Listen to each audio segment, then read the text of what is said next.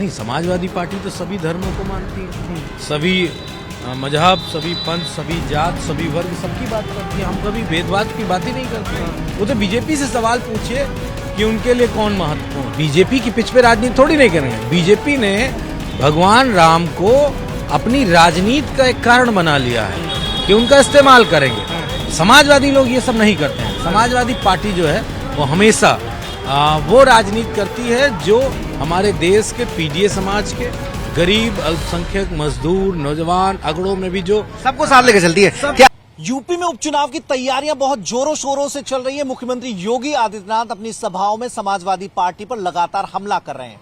PDA जिसका नारा अखिलेश यादव ने बुलंद किया, योगी आदित्यनाथ ने उसे अपने तरीके से परिभाषित करते हुए कहा कि ये तो प्रोडक्शन ऑफ दंगाई, दबंग और अपराधी है। जवाब समाजवादी पार्टी ने पोस्टर के जरिए खोज लिया।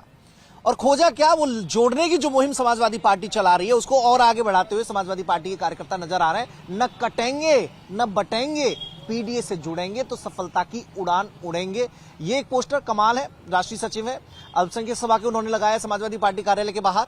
एक और पोस्टर लगाया जिसमें लिखा है जुड़ेंगे तो बढ़ेंगे। जोड़ने पर समाजवादी पार्टी का जोर, ताकि अगर जो बीजेपी की स्ट्रेटजी है अगर वो कामयाब होती है तो समाजवादी पार्टी का पीडीए फॉर्मूला फेल हो जाएगा। क्योंकि ओबीसी की जातियों में ही आपस में बहुत मतभेद है।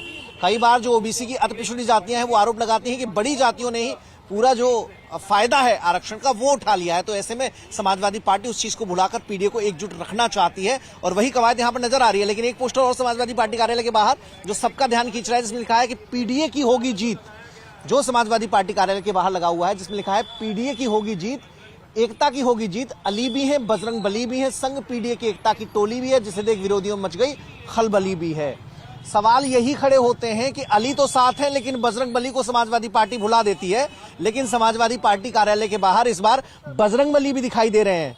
बजरंग बली का पोस्टर यहां पर लगा हुआ है। समाजवादी पार्टी के प्रवक्ता मनोज जी भी हैं। अब तो अली के साथ बजरंग बली को जोड़ लिया और बीजेपी की इशू को लेकर निशाना साधती भी है आप पे।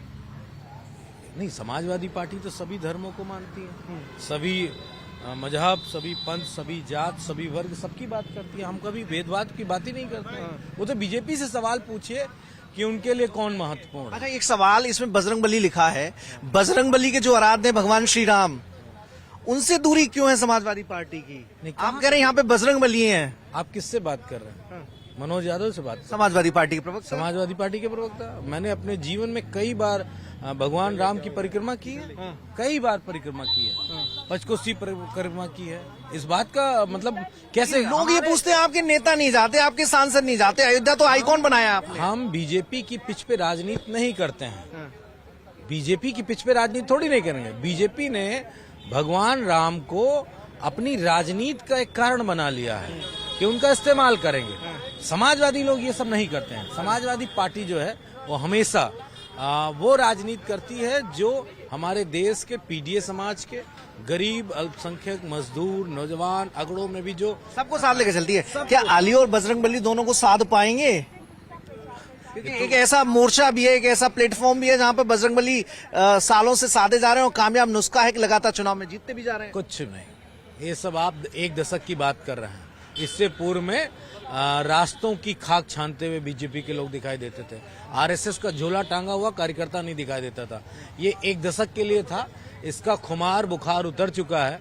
अब तो एक्सपोज हो रहे हैं। उनके विधायक ये बात कह रहे हैं कि साहब हमारी हत्या कराने के प्रयास बीजेपी के लोग कर रहे हैं। बताओ, एक्सपोज हो रहे हैं।